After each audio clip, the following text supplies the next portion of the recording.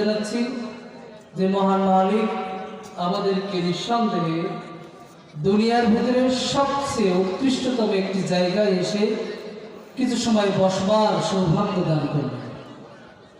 হাজিরিন, এই মজলিসটা যে দুনিয়ার ভিতরে সবচেয়ে উৎকৃষ্ট জায়গা, এটা নিয়ে আমাদের কারো কোনো সন্দেহ আছে? সন্দেহ নেই। যেহেতু আল্লাহ সুবহানাহু ওয়া তাআলা আমাদেরকে আজকের উৎকৃষ্ট জায়গায় কবুল করেছেন, সেজন্য সে আল্লাহ তাআলার দরবারে একবার দিলটা উজাড় করে দিয়ে শুকরিয়া জানাচ্ছি। সকলে বলছি আলহামদুলিল্লাহ। সকলের উপস্থিতি, আজকে আমার সময় হচ্ছে 10 মিনিট।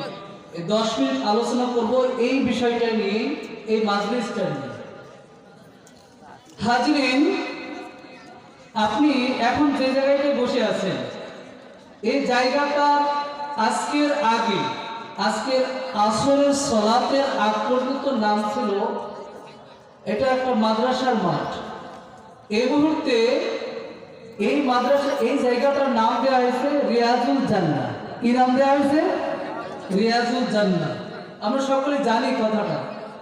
রিয়াজুল জান্নাহ অর্থাৎ জান্নাতের বাগিচা, মাজালিসুল ইলম হিয়া রিয়াজুল জান্নাহ। যেখানে ইলম চর্চা করা হয় সেটা হচ্ছে জান্নাতের বাগিচা। সম্মানিত উপস্থিতি, আজকের আলোচনা থেকে আপনি কিছু শেখেন চাই না শেখেন, কিছু বোঝেন চাই না বোঝেন, কিছু আমল করতে পারেন চাই না পারেন, আজকের এখানে যতক্ষণ থাকবেন এতক্ষণ পর্যন্ত আমি আপনাদেরকে একটা বিষয় গ্যারান্টি দিতে পারবো। সেই বিষয়টা হচ্ছে যতক্ষণ পর্যন্ত এখানে থাকবেন ততক্ষণ পর্যন্ত পাপ মুক্ত থাকতে পারবেন ইনশাআল্লাহ। হাজিরিন, আপনি এখন বলবেন যে হুজুর কি ছোট ভাই, যে আমরা যদি এখন অমুক জায়গায় থাকতাম তাহলে হয়তো আমাদের পাপ হতো না, অমুক জায়গায় থাকলে আমরা 2-4 জন এমনি বসে চা খেতাম, পাপ হতো না। আসলে পাপটা আমরা যে কিভাবে করে ফেলছি এই অনুভূতিটা আমরা হারিয়ে ফেলছি। কেমন?